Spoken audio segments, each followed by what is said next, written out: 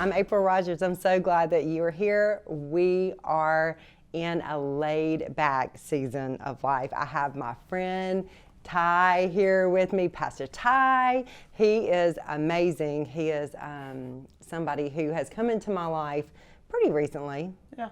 How long ago? A couple of years back, I guess. Yeah, when I came over. He is the worship pastor over at Christ Church, but before that you were the youth pastor. Yeah, allegedly. Allegedly. I think I never left the youth group. Yeah. So they kind So you of felt just, bad, and they were like, well, we should probably just, start paying him. Yeah. Flowed over. Yeah, I love that. yeah. Yeah, and you met your wife. I did. Through youth. Yeah, so I was like, I don't know if they called me the intern or what I was in the youth, but I was leading worship and cutting grass and like cleaning the church. Everything. That was my job. And someone told me that this girl played bass, and I was like, girl bass players. And and she was a kid in the youth group, and then all of a sudden one day she turned 18, and I was like, oh Lord. Yeah. And She's beautiful. Yeah, and we started dating, and it was. I love it. Yeah. So how long have you been married? 12 years. 12 years. years. Well, coming up this spring, in March, it will be 12 years. Yep. That's really awesome. Yeah. That's a good long stretch. We're enjoying it. Yeah. We're enjoying it. No plans of stopping. Hopefully it's longer, Look, okay, so Adams and I made it to 21, and we said that we made it past the 7-year itch 3 times. So, like, once you get to 14, okay. You're like, okay, we made it past the 7-year itch twice. There we go. Yeah, there we go. You're gonna be good to go. Man, I know those first couple of years were, and I'm not just speaking for me. I know that she feels the same way. We had our first son very early. Yeah. Very early. And you have 2. Yeah, we got 2. So we have been married 11 years. We've been married 11 years, and we have a 10-year-old. And so So it was definitely a lot thrown at us pretty quick. Yeah. But we love it. So change nobody told you how that happens, huh? No, man. They bought us like a TV and everything, and I don't know. Yeah, so it just, I did have an uncle that was like, well, you know how it happens, and I was like, not willing to not, So I know. Our story is like completely opposite. Really? We tried and tried and tried to have a baby. Oh, I didn't know that. Yeah. I didn't really. Years of infertility, like 3 years of infertility. Wow. I know. And like, this isn't put on, by the way. Like, I truly didn't know this. Yeah. Like, we're finding this out on this podcast. Yeah. Wow, okay. So I ended up being a crazy person, and I was like, telling the Lord, if you don't give me a baby, I will die. You have to give me a baby. And so finally, I had to come to the end of myself.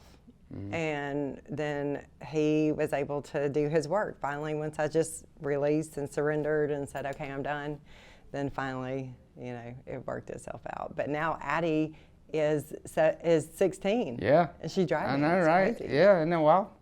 It's terrifying. Just wait till yours. No, let's not talk about that. Let's change that. All right, so subject. how old are your boys? They are 10 and 7, and Liam is like, people ask me like why I transitioned out of youth, and it's like, well, because my son is in the youth group next year. Yeah. And I'm just, I'm sure there are situations out there where it's great, but I'm not youth pastoring my kid. You just want to give him space? I do. And then too, I think I was just like, not even trying to be funny about it. I think I was just getting old, for youth ministry. Not like I couldn't relate to them. And, I spoke there last night. Kaylee actually asked me to speak to them last night. And I love it. I really do. I love them. I will always have a place in my heart for that. But it was just getting to that point where, I wanted to be at his baseball game.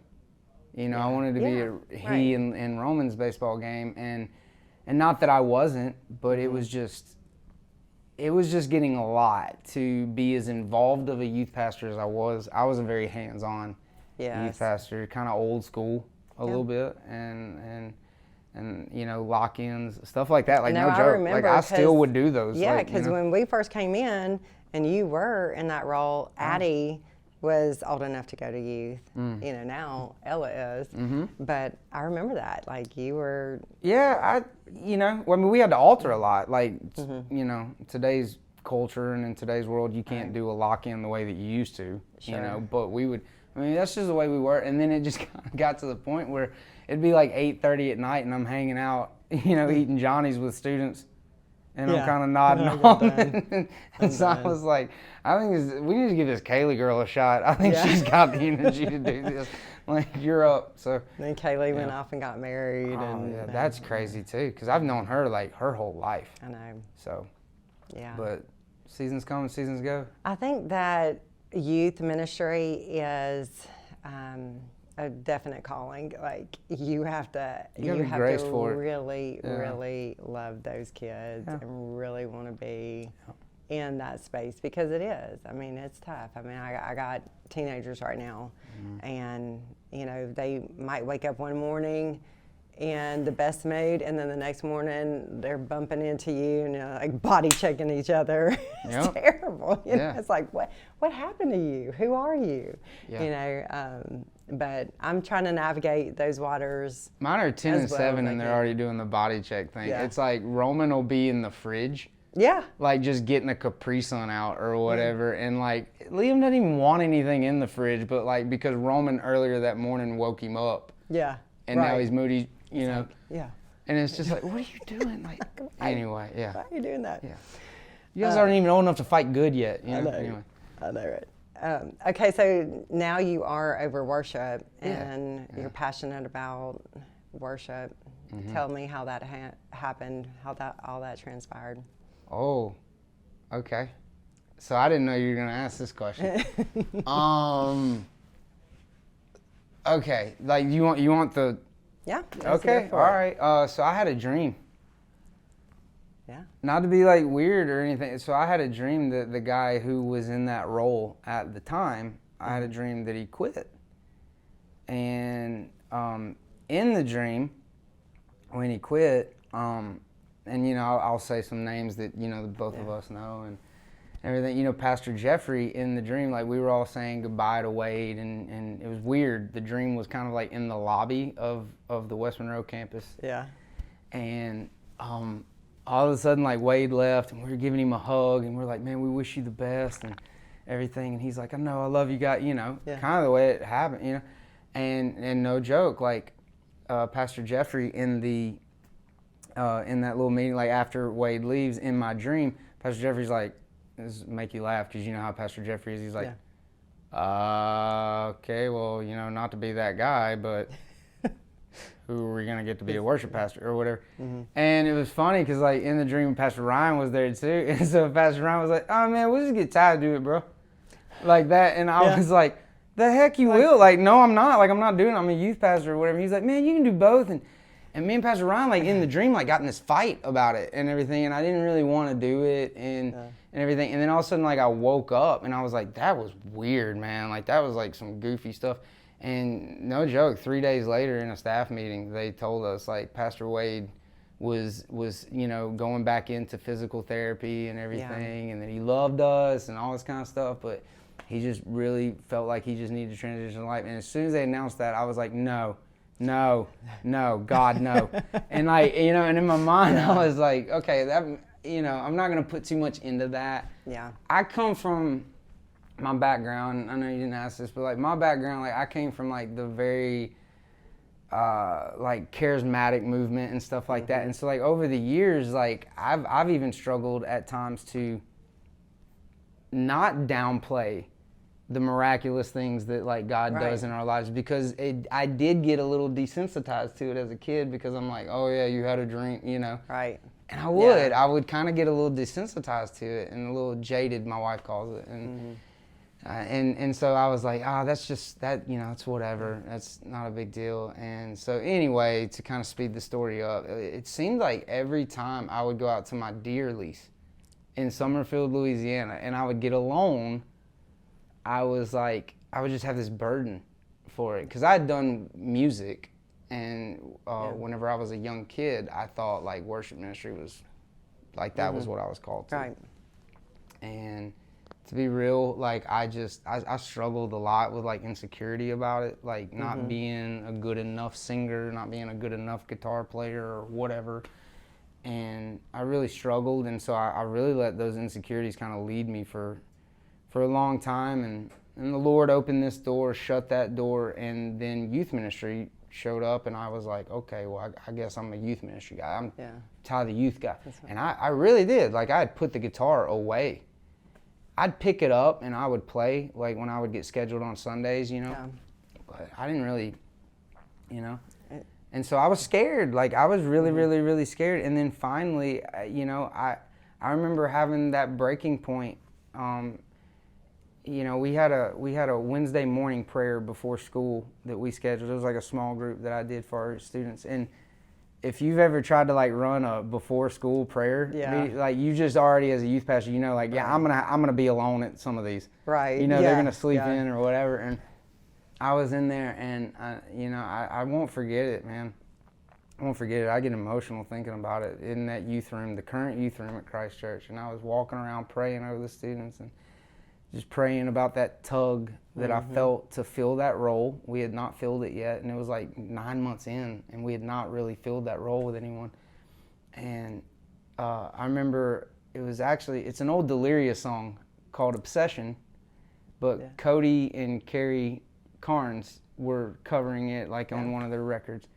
And it started playing, and that was one of the songs I listened to when I was like 10 and 11, and it just took me back, you know? Yeah. And I just began boo-hooing, and I remember audibly just saying out loud, like, don't take me from the one thing I'm good at. Wow. Like, and that was when the reality hit, like, that's what you're scared of. Yeah. You're scared because your identity has been, you're Ty the youth guy, and you've always been, like, the third or fourth best guitar player, like at the church. You know, you've never. I was never that guy. I was never that guy. Well, it is super intimidating because the depth of they're so good. Talent at Christ Church is amazing. That's what I was trying to say. Yeah. It was like I was coming up with so many excuses. I was like, dude, I could take a rock and like just throw it and hit a better singer than me at that church. Like, you know, like what do I have? You know, what business do I have? Yeah. Being a worship pastor, and the Lord just guided me through that and walked me through that insecurity again, and that's good. He said, "Yes, I'm going to equip you if I call you. You know, it's going to be fun. Like it's going to be fun and everything." So then I went to Pastor Jeffrey, and I said, "Hey man, I'm thinking about this. Like, what do you think? I want to talk to you about it before." And he just started cackling. He was like laughing in the Catfish Charlie's parking lot, and he just straight up said, he was like, "You're joking, right?" I told him about the dream. Yeah. And he said, "Dude, the moment Wade came in and like told us and then left the office, crazy. Pastor Ryan looked at me and was like, y'all think we could get Ty to do it?" Yeah. And I was like, really? And so anyway, so we went and we sat down, Pastor Tom, Pastor Ryan, myself, and Pastor Jeffrey, like we sat down, and the rest is history. Wow. Sorry. I said short story, but that wasn't really short. Well, you want to hear my story? I do. Okay. Absolutely. So I never, ever wanted to work at a church. Like I wanted to have my own ministry, you know, what I was doing. But, and also I went to a Baptist seminary, right? Right. And so I did know that, yeah. So it wasn't, there wasn't really room for that. So we're like the yin and yang here. Like yeah, exactly. No, but I did grow up non-denominational. Really? So okay. Anyway, it was very similar to what you were talking about. Adams had already come and he had helped start the retreat ministry for the men at Christ Church. Well, I had been doing retreat ministry for a long time. I did Acts, which is based out of the Catholic Church, birthed out of it, and beautiful, beautiful ministry. And then took it over to North Monroe. Well, I was the spiritual director. And normally the spiritual director would just be like either the priest on the Catholic side or somebody that would like come up from Baton Rouge and she would knit in the corner the whole time. You know, she wasn't really active in the role. And I was like, if I'm going to be the shepherd of the women, like I'm going to be out there, going to be shepherding, you know. Totally. And so I ended up falling in love with the women in that role of being their spiritual director. Well, I was reading Bob Goff's book, and I believe it was Everybody Always, not Love Does, but inside of Everybody Always, there was one of his essays that was talking about the 3 green lights. And so, you know, you normally, if you're going to land the plane, you have to have all those lights on. Well, he's landing the plane, he only has 2 green lights that have come on. And he kept waiting on that final third light to come on. And he said, finally, I was just going to have to go in faith that it was okay to land that plane. And so his question was like, what is God calling you to do? Well, what God was calling me to do was take the retreat ministry to the women at Christ Church. And I'm like, God, like, I'm not even a member there, you know? Like, I don't even go to church there. They're not going to want me to bring this to them.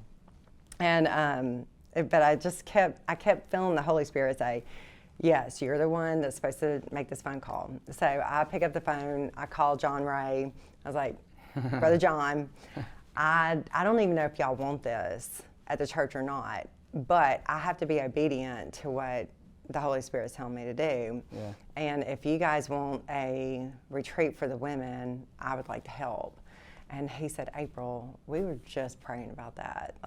And we said, Lord, we need you to send us somebody to do this retreat. And I said, well, great. I want to be the spiritual director, but I know who I want to be the director. And so, we just got it off. Yeah. We got it started.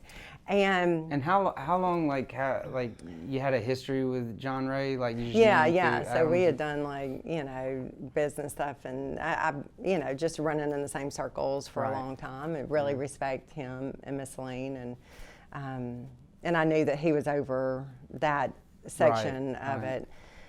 And so anyway, I asked the Lord for a supernatural love for the women, because I did not know a single soul except for Susan Linares. Really? Not anybody. And so I said, Lord, I need you to give me a supernatural love for the women. Yeah. And he did. And I fell in love with those women on that very first retreat. And then from there, it was like, the Lord was just pursuing me. Yeah. And in this different vein. And I still have wonderful relationships at my old church, and have mad respect for the pastors over there. But the Lord, I knew that the Lord was calling us over into Christ Church. And I'm telling you, Ty, it wasn't even, I don't even think that Adams and I had even finished next steps. And Pastor Jeffrey's calling me. It's like, hey, we want to know if you would be the director of women's ministry for Christ Church. I was like, really? Well, let me pray about it. Yeah. So anyway, that was 2 years ago. That's awesome. And I did it for 2 years. You know, now Wendy's taken over and she's got the baton. She's running. She loves the women.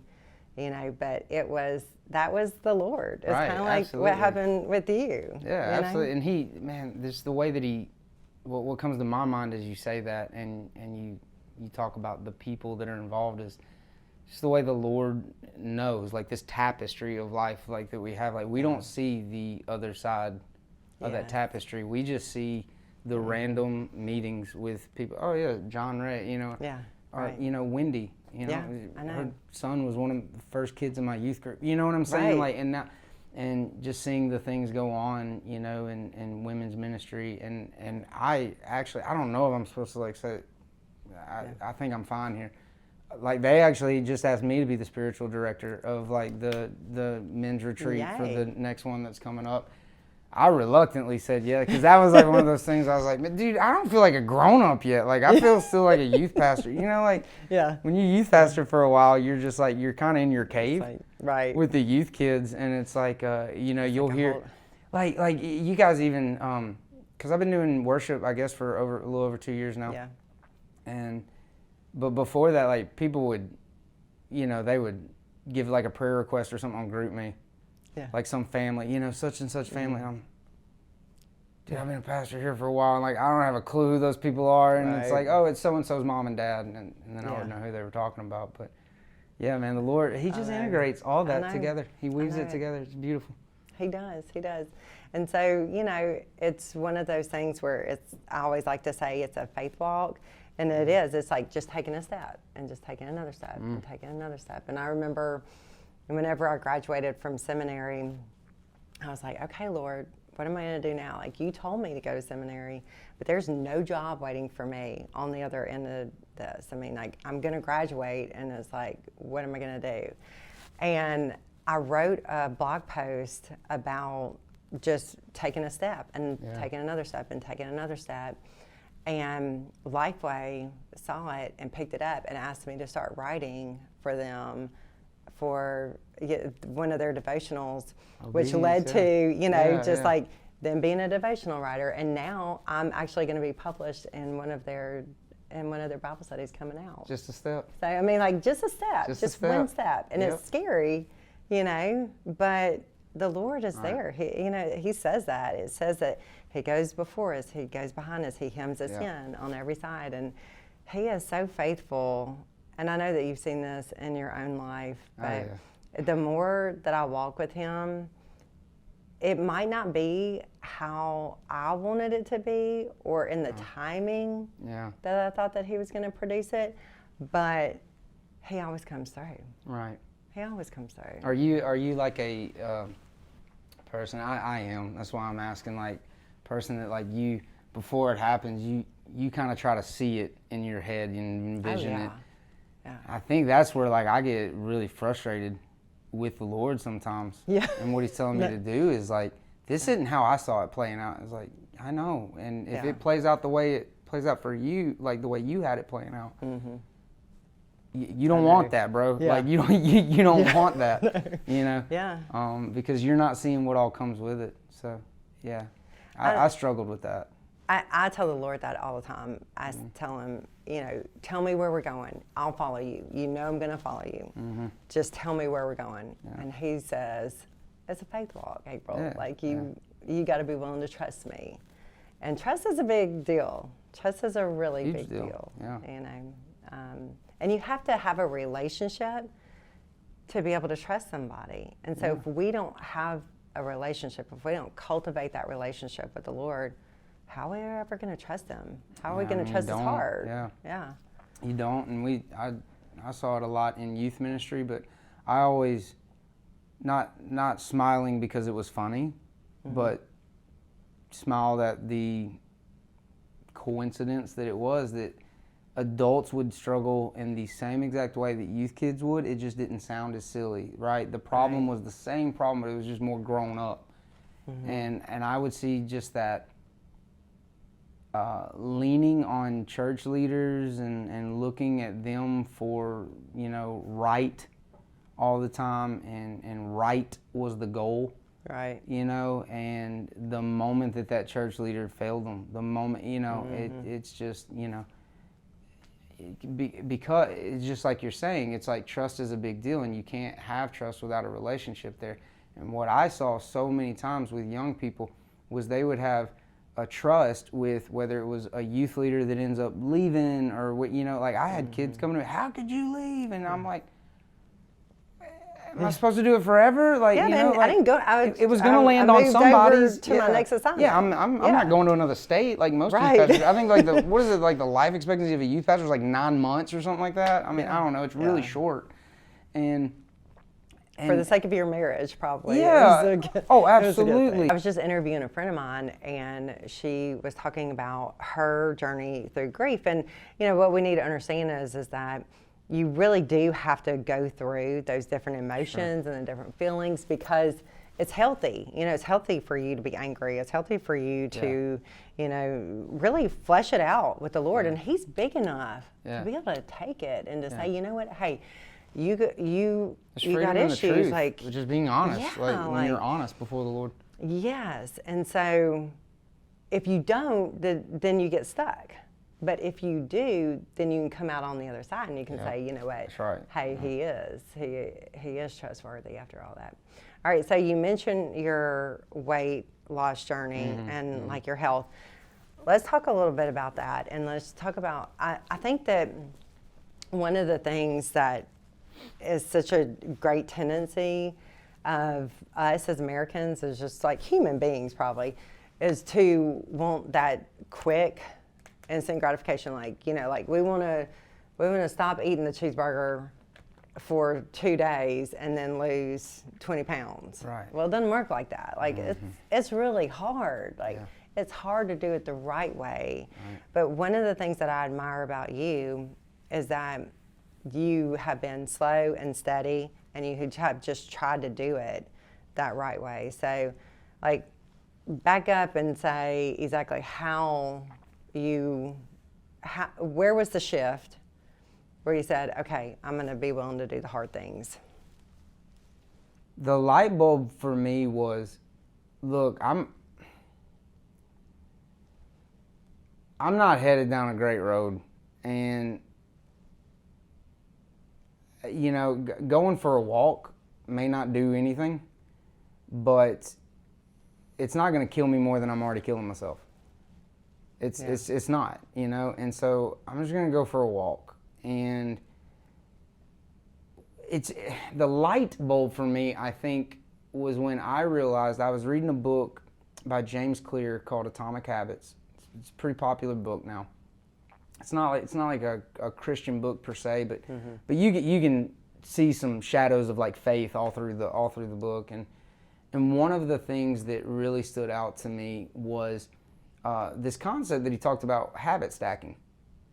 That one really good habit in your life can give way to an entire lifestyle change before you really know it. Like, in other words, like he had given examples of guys that he had worked with, clients that he had worked with, who they came to him and they were honestly wanting to become a New York Times bestseller. Yeah. They came to him, or they wanted to do, they wanted to be a business leader. And he just kind of noticed, like, man, they're showing up to every meeting like really tired. Like their physical health is pretty bad. Like they're not sleeping well. You can just tell. And he challenged one of them, like, hey, what if you went to the gym 1 minute a day, or like 2 minutes a day? I can't remember the exact numbers. And so, no joke, the guy was like arguing with him. The guy that was like 150 pounds overweight is like, telling his former college baseball player, like, oh, that's not going to do anything. And it's like, okay, well, you're not doing anything, so what's the difference? So what's it going to hurt you? And before you knew it, like 2 minutes led to like 10 minutes, and then 10 minutes led to 15 minutes, and then, and the only thing, and he told him, he was like, and you got to stop. He was like, you stop. He was like, you set that timer at like 5-10 minutes, and then you leave. And he said, because if you don't, you're going to do what you do. You're going to go all out, and you're going to try to like sweat out 150 pounds in a night, and then you're not going to come back tomorrow. Yeah. And before you knew it, the guy was down like 100 pounds. He did end up on a New York Times bestseller list, I believe. Like, and it was like, wait, how did all that just from this? And it's kind of become a catchphrase of mine. So it's great that you were talking about just the steps. Mm-hmm. I always tell people, in short, I just say I went for a walk. Yeah. I went for a walk. Okay. And I went until my feet hurt. Mm-hmm. And then I stopped and I went back. Okay. And then the next day I went for another walk. And then I went for another walk. And then Emily was getting really excited, and she was just so proud, and like she went and bought me an Apple Watch. And she was like, hey, just start tracking your steps, man. And I was like, yes, I can track my steps now. So I started tracking my steps, and it was like, okay, you don't realize it, but you're only walking like 5,000 steps a day. And then, but then I would go to 8,000 steps, and then 10,000 steps. And now I walk, without really thinking about it, I walk about 15,000 steps a day. Wow. Yeah, and that's a good bit of, and really just getting active. And then, side note, this isn't too spiritual, but I would tell people, because I do kind of count my calories, and like, I watch my macronutrients and all that kind of stuff a little bit, and I'm not real dogmatic about it. I just want the consistency there. Yeah. And I like to know, and educating myself on food. Mm-hmm. I didn't know what a serving of chicken was, I didn't know what a serving of potatoes, were, or anything like that. And so just educating myself on those things, I think really empowered me. But, a little practical thing for people is just, if you can start with this one small habit, when you fix your plate, put one lean protein on it, find out what a serving of that is, and just put that one lean protein, one carb, and then green vegetables or fruit or whatever, fill in the rest with that, and until you feel satisfied, until you feel full. And just start with like maybe that habit, or maybe do like I did and just go for a walk. And so I believe that, like, when you're just consistent and you just consistent with it, just day in, day out, it's like, I would wake up some mornings and I wanted to like inject a Snickers bar into my veins. Like I wanted it so bad. Like I needed a Reese cup. And you know what I would do? I would fail and like I would run to a convenience store and get a Reese cup. And the old Ty, before the light bulb, well, I had the Reese cup, so forget it. Yeah. Just forget it. Now I'm going to go to Tinseltown. I'm getting a large popcorn and I'm going to Logan's afterward. You know. Yeah. And what changed in me was, you know what? When I slip up and I have the Reese cup, finish your Reese cup, chunk it, and then go for your walk. But you're getting your walk in today. Yeah. And we're not negotiating. The negotiation's over. Yeah. We're not talking about it. We're not debating it. It better be hailing outside for you to not go on your walk. And I'm not joking. Like, it would be raining. And this is kind of like a cheesy moment, like, or whatever, like, but okay, Lord. It was like literally like raining outside, and like Emily like walks in one day, and I'm in there like looking at my watch doing this, and she's like, "What are you doing?" And then I start like in a jog, and I had to get my steps in for the day, and she was like, "Dude, what are you doing?" And I was like, "I'm getting in my step," and she was like, "Where are you going?" And I said this to her, I was like, "Towards my goals," like that to her, and she was like, "As cheesy as it was, that was pretty good," like that, you know. She's like, "I'm proud of you." And so that's what I would just say. Like that's how I did it. It wasn't a particular diet. It really wasn't. It was just me simply saying like, "Hey man, I'm worth going on a walk." Yeah. I'm worth going on a walk. I'm worth learning how to cook without, I mean, we're down here in the Delta. Yeah. It's worth learning how to cook without a half a stick of butter. Yeah. It's I can do this, and I think that's where it started. It just started with, I can't be perfect today, but I will get my walk in. Get my walk in, and I think that applies spiritually, really. I do too. Really, It really does. One of the things that I have really been focusing on, starting off the new year and doing the 21 days of prayer and fasting, is that, I want to be healthy physically, mentally, emotionally, and spiritually. Like, most importantly, spiritually. Yeah. But if I go through all this and I do it, but I don't pay attention to the other, then I'm doing myself a disservice, because I am body, soul, and spirit. That's right. Like the Lord gave me this body to steward over. And, it's a little fluffy after the holidays, so it's time to, time to take a walk. It's time to get out and do the hard things again. Yeah. But I think that that's so important, is for people just to hear that, because you want to make sure that they understand, like, that you can get a quick resolution fast, but it was not going to stick for the long haul, and so you have to have something that is a sustainable life plan, a lifestyle, in order for it to stick. Yeah, James Clear addresses it this way in that book, like, and I'm not just trying to like promote his book or whatever, but one of the things that he says in there, he says, look, I'm not against discipline. Obviously, he was like, I believe in discipline, and discipline is great. Like, you have to have it. He said, but I think in today's world, it's way overrated. He said, it's way overrated. He was like, we get it out of whack. He said, because the most powerful things that you have in your life are just your daily habits.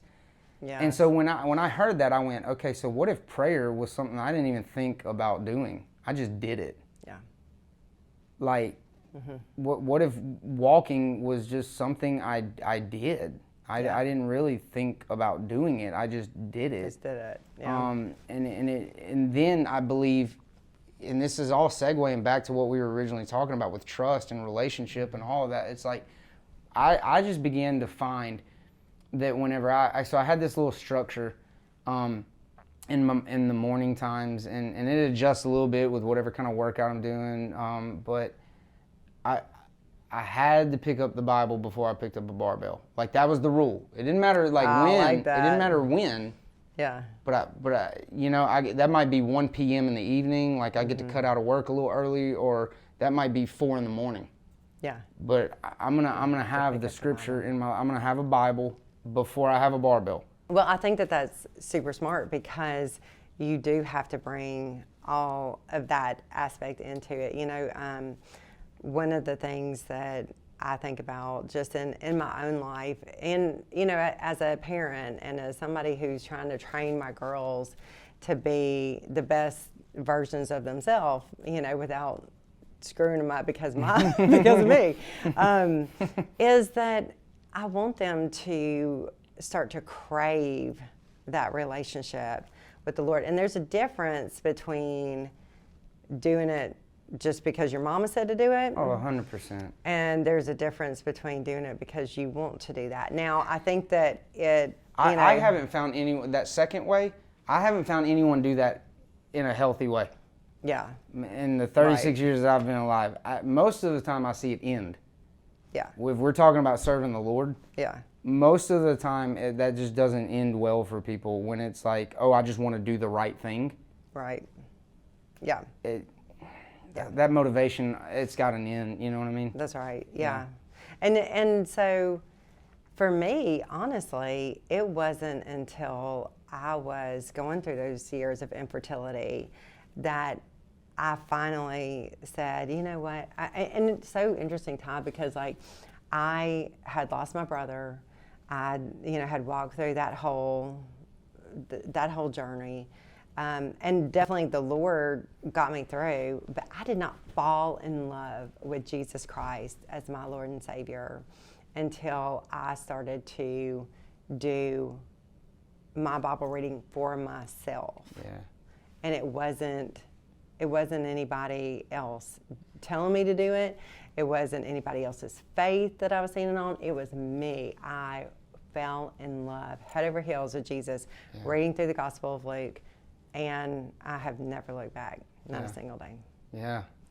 If we can keep that at the forefront of our minds, that it's not about how much do you read every day or how much weight do you lift or how long do you walk. It's like, if I just have a relationship with God, then I'm going to want to talk to him. I'm going to want to hear from him.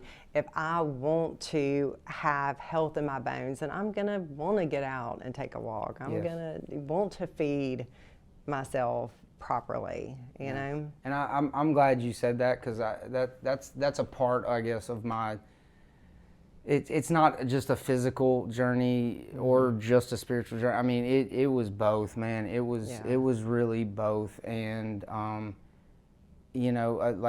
mentor of mine, we both know Willie, and we know how blunt he is. Mm-hmm. And we were at Latin food, and he was like, "Man, what's your next?" And I was like, "What do you mean? I'm the youth pastor, man. I youth pastored your kids, like what, you know?" Yeah. And he was like, "Yeah, man, you can't do it forever." And he just started telling me, just the honest truth of his concerns for my health, and how he thinks because of my health I've kind of boxed myself into some things and all this type of stuff. And it was this big journey, and I really took those licks, if you will, and went back and just really evaluated, and was reading the book right at the same time that he was bringing that up. And it really did begin to change my mindset from,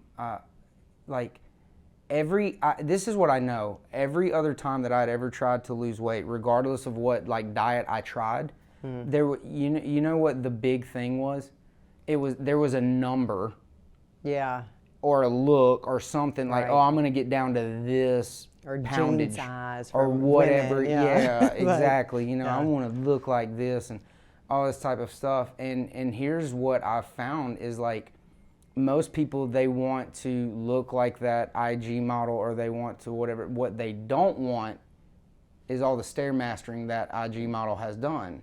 That's right. They don't want that grind. They don't want that day-to-day, that walking out. And if you can fall in love with that daily walk with Jesus, the highs and the lows are there. That's what really my message to the students was about last night, is look, it's the new year. Yeah.